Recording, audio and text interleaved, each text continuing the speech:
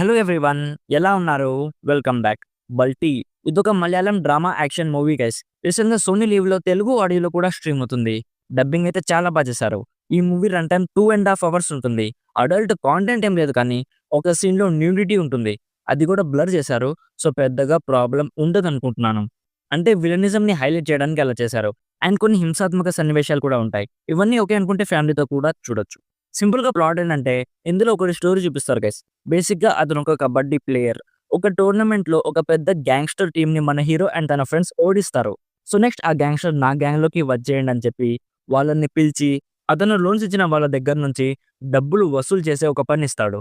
బేసిక్‌గా అతని దగ్గర లోన్స్ తీసుకున్న వాళ్ళందరూ కూడా పూర్ పీపులే ఉంటారు. సో తర్వాత కొన్ని ఇన్సిడెంట్స్ జరుగుతాయి. అవేంటి? నెక్స్ట్ ఏం జరిగింది? అనేది బేసిక్‌గా ఈ మూవీ ప్లాట్. ఇప్పుడు నాకెలా అనిపించిందంటే పర్లేదు యావరేజ్ టైమ్ పాస్ మూవీ అనిపించింది మామ. స్టోరీ చాలా బేసిక్‌గా ఉంటుంది. 2010, 15 ఆ టైంలో వచ్చిన కొన్ని మూవీస్‌కి ఇది సిమిలర్‌గా ఉంటుంది. ఫర్ ఎగ్జాంపుల్ 'నితిన్‌ది సీతారాముల కళ్యాణం లంకలో' మూవీ ఉంది కదా! బేసిక్ ప్రెమిస్ అలానే ఉంటుంది. లైక్ హీరో విలన్ గ్యాంగ్‌లోనే వర్క్ చేస్తూ ఉంటాడు. వాడికి వీడికి కొన్ని ఇన్సిడెంట్స్ వల్ల క్లాషెస్ వస్తాయి. హీరో విలన్ మీద తిరగబడతాడు. సేమ్ అదే స్టోరీ ఇందులో కూడా ఉంటుంది.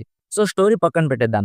టెక్నికల్లీ మూవీ ఎలా ఉందంటే టెక్నికల్లీ మూవీ చాలా బాగుంది గైస్. లైక్ కొన్ని కబడ్డీ సీక్వెన్సెస్‌ని చాలా బాగా కొరియోగ్రాఫ్ చేశారు. అండ్ కొన్ని మాస్ యాక్షన్ సీక్వెన్సెస్ ఉంటాయి. లైక్ పంచకట్టుతో ఉండే కొన్ని యాక్షన్ సీక్వెన్సెస్‌ని చాలా బాగా కొరియోగ్రాఫ్ చేశారు. అండ్ హోటల్‌లో ఉండే ఒక యాక్షన్ కూడా చాలా బాగుంటుంది. మెయిన్‌గా విలన్ రోల్ చేసిన సెల్వరాఘవన్ అయితే భలే సెట్ అయ్యాడు గైస్. నిజంగా వైట్ బియర్డ్‌తో రియల్ విలన్ అనే ఫీలింగ్ వచ్చేలా ఉంటుంది. ఆయన యాక్షన్ కానీ, యాటిట్యూడ్ కానీ, గెటప్ కానీ అన్నీ కూడా చాలా బాగా సెట్ అయ్యాయి.